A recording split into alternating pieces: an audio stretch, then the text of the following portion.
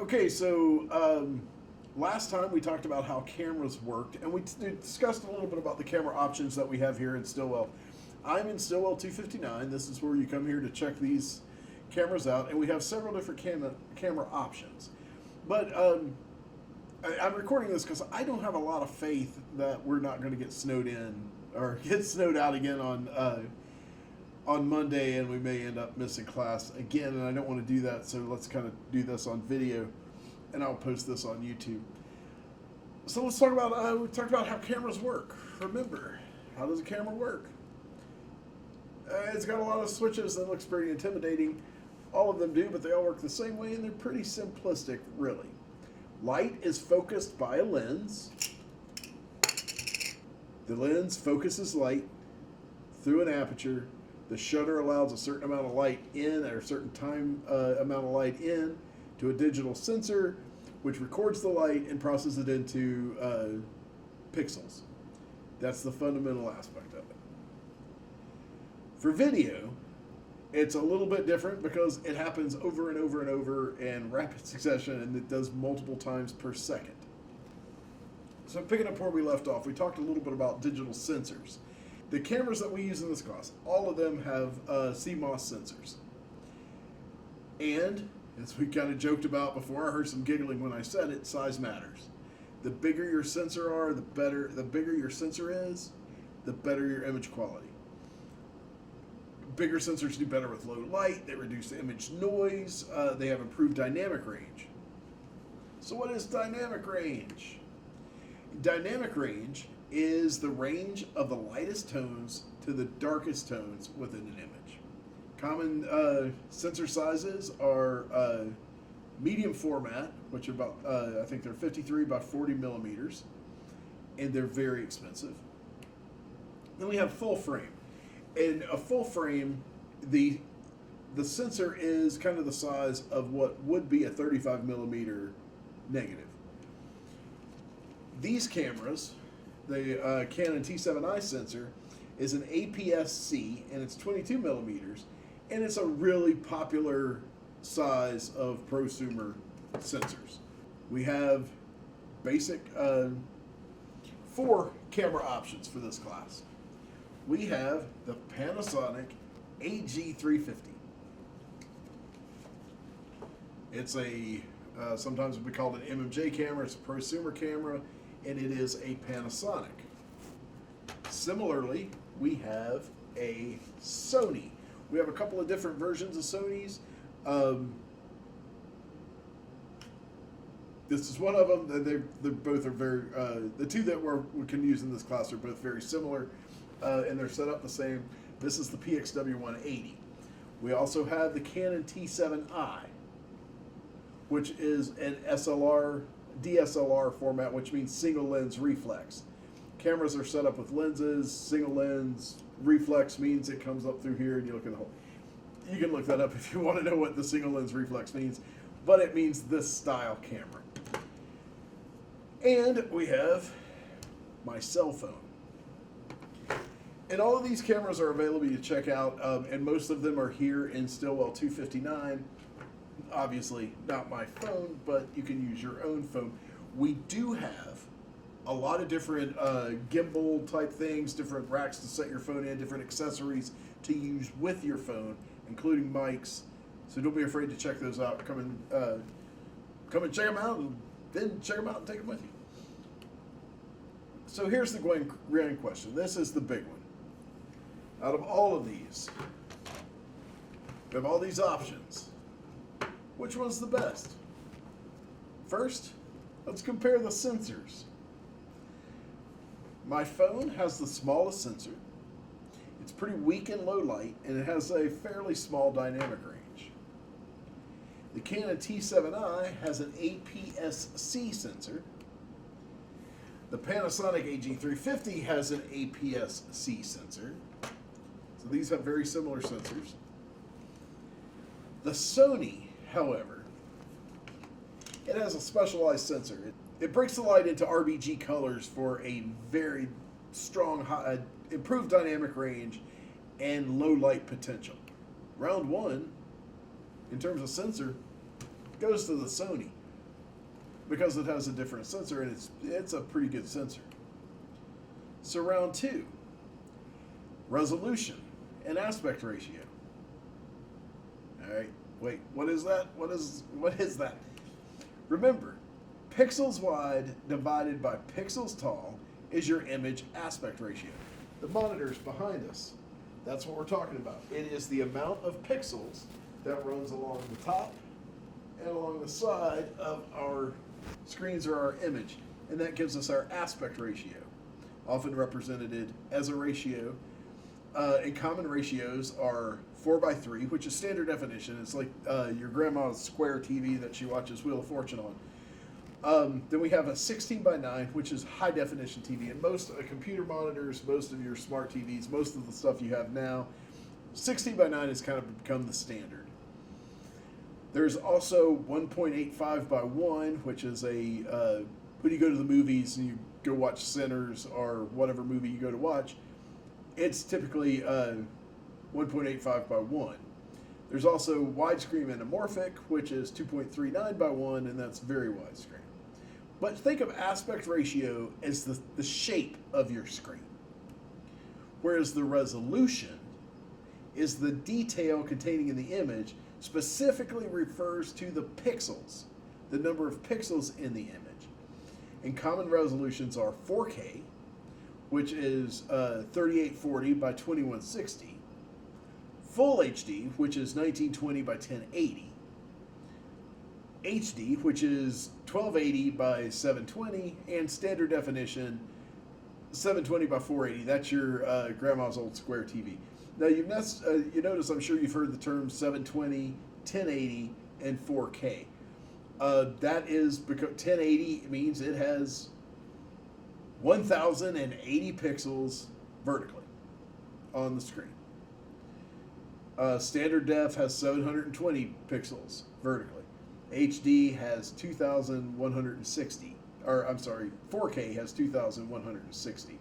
So round two, aspect ratio and resolution. The Canon T7i, its highest resolution is 1080. We can do standard def, we can do high def, and we can do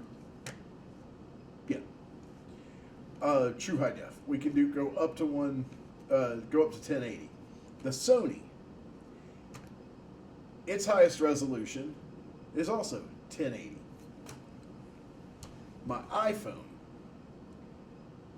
it has a resolution of 4K, especially if I download an app or set it up. I can record 4K video on my iPhone.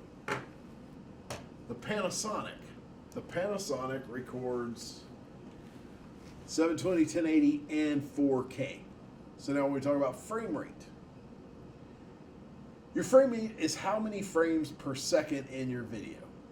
Now remember, we talked about the difference between frame rate and shutter speed. And your shutter speed needs to be twice your frame rate. The shutter means, like, if we have let's say we have a 1/50th of a shutter and a 24 frames per second, which remember, it's double, 24 frames per second, we're going to have a 50th of a shutter speed. That means that there are 24 frames per second. Or, I'm sorry, each individual frame is 1/50th of a second long. And then the camera will choose 24 of those images out of that to make the video. So our frame rates are 24 frames per second, which would need a shutter speed of 150, 30 frames per second, and which is 24 frames a second. You'll see that in film. That's why movies and TV looks a little different. 30 frames per second is often used for television and video.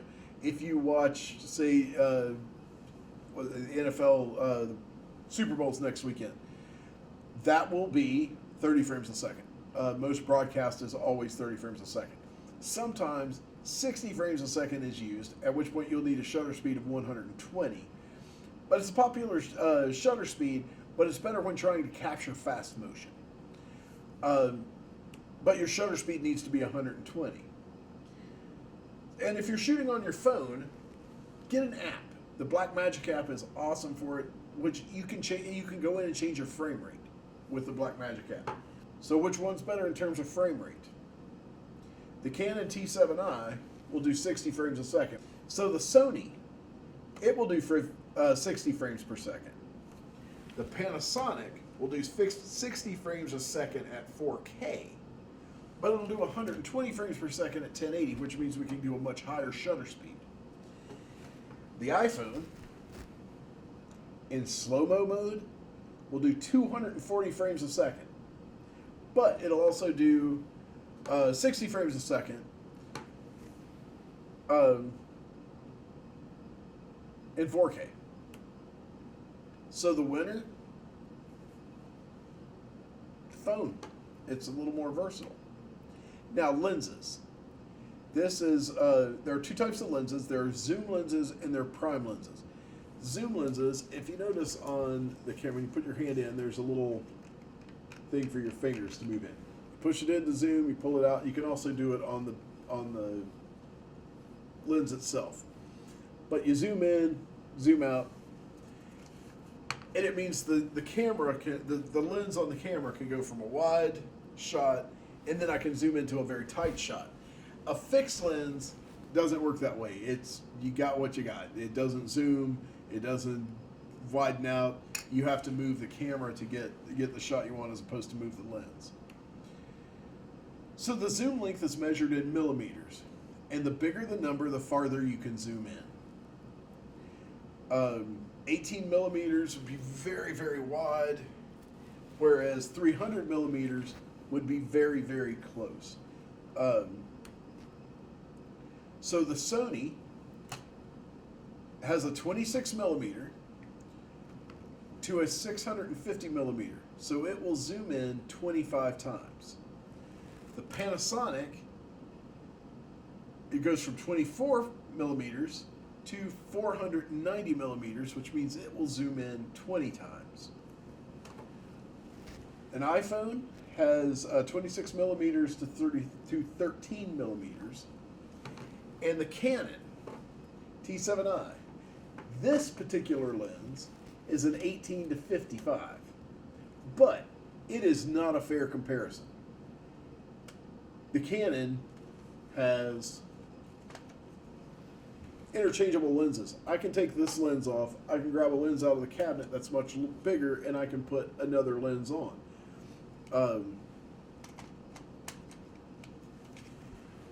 I can put a telephoto lens, which I could go in with, if I had a lens that would go in more than 25 times. I could put it on this and it would zoom in further than this. I can put a wide angle lens on this and a fisheye and have it as wide as possible.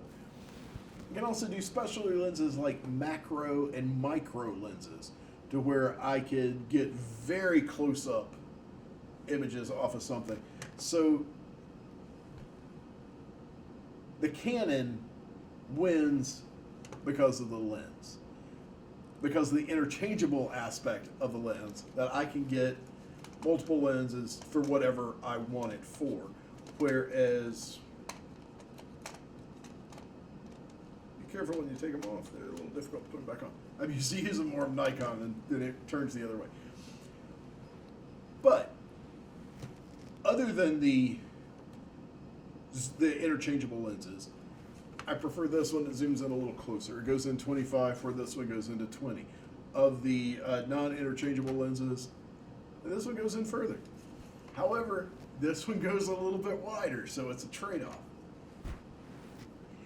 But it's completely unfair, because you go to B&H Photo and just look up Canon lenses. There's a million different options that we can put on this.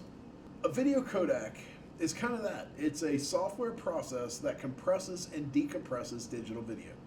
Compress, code, decompress, codec. So the camera will take video, and it doesn't necessarily manipulate it, but it sometimes it record partial pictures. If something's not moving in the frame, like right now, everything in this frame is completely standing still, except for my arms. So some of the cameras can do things where it will not record anything that's not moving, and the only thing that it will record are my hands moving. That way it makes the files very small, or much smaller than it would be normally. Then when you bring them back out, put them in your computer, whatever, it decompresses so that it plays back normally. The codec is your file type, really, and there's common file types, and sure you've heard of these: MPEG, right? MOV. I know you've seen those. If you've shot video with your phone, if you play with video at all, you've seen MPEG and MOV files. There's also HEVC, and H.264. H.264 is very common, and that's pretty much what we use here. It's what YouTube likes. It's very common, and it's very practical. Now, the Panasonic can record in HEVC, H.265. Remember I was telling you about that it doesn't record that's called long GOP. Long GOP. I like saying GOP just because when else can you say that word? It'll record long GOP 10-bit, 4x2x0, and MOV. The Sony will go full HD XAVC Intra, AXVC long GOP, MPEG, HD 422, AVC HD. The Canon does H.264, MPEG, and 4AVC. My phone does Apple ProRes, HEVC, and H.264. I know that's a lot of just babble information. It'll make a lot more sense later when you go to export or download, or when you look at your movie files or your files of videos, and it'll say MOV for movie, or MP4, or H.264. So it's a lot. There's a lot of different options to record the codec. So trying to decide what's better is a very tough question. Looking for pure quality, Panasonic. Functionality, the iPhone and the T7i. And these two record video that will play pretty much anywhere. I pop the card out of this, stick it in my computer, and it plays. Any computer it plays. These two are a little more special. They do formats that requires. I didn't get that. Could you try again? No, be quiet. Siri wants to join in on the discussion. And now I lost my place. These cameras record in a format that can be easily played in anything else. These you need some sort of Adobe Premiere or some sort of program to open them up to watch them. So, giving all this information, which one's the best? Which one is the best camera? Giving everything that we know from codec to lenses to which one's the best? Pure quality? Can't beat 4K. Shooting in uncontrolled low light? Want awesome color? Use the Sony. Pure functionality? Your iPhone. It's hard to beat. You got it in your pocket all the time, and it's competitive. It holds its own with these. Don't rule it out. Need a specialized lens? You need some macro photography? Use the Canon. We do have lenses available for you to check out, and come and look and see what they got. And if you just want something easy, but it's like better picture quality than your iPhone, this is pretty easy. It's pretty functional. I also have a video in Canvas. It's on my YouTube page. If you go to my YouTube page, Professor Poff on YouTube, it's got several different links, several different demos. I have a demo on how to use these, or how to access the menus to adjust your settings on this camera.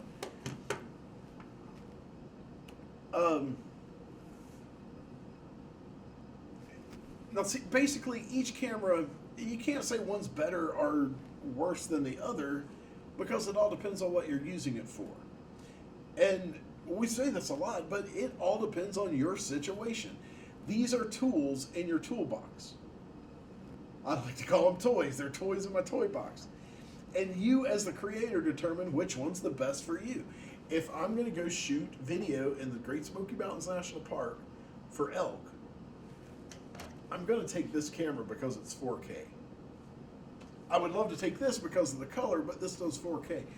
I also have a camera in the studio that is not for checking out in this class, but it's a higher end Sony that does 4K, but it doesn't zoom in very far.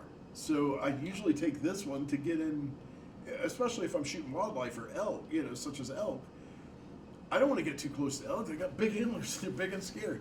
I don't want to get close to them, so I want to be able to zoom in, and this one zooms in further than the big camera that we have down in the studio, the FS7.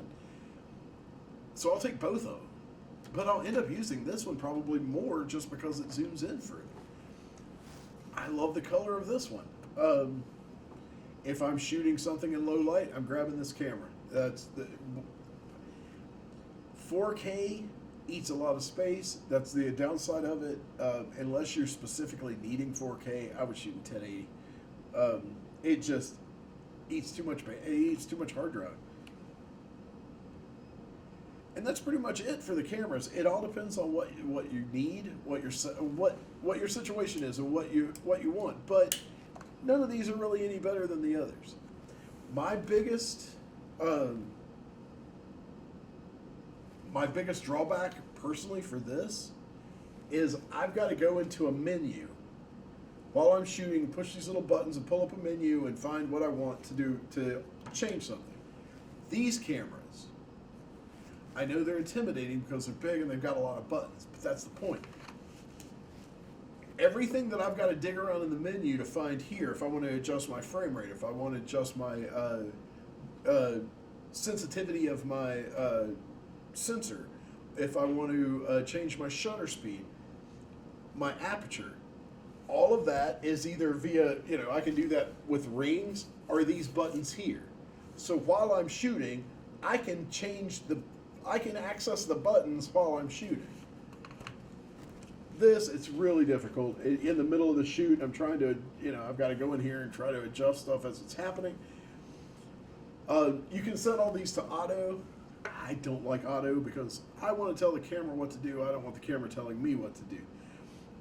But that's me. Don't be afraid to set it on auto. I would rather you all work with it in manual just to get used to it. But, yeah, pop that thing over into auto if you need to. And that's it for this video. We're going to talk about tripods in another video. So hopefully we won't get snow, and I'll see you Monday.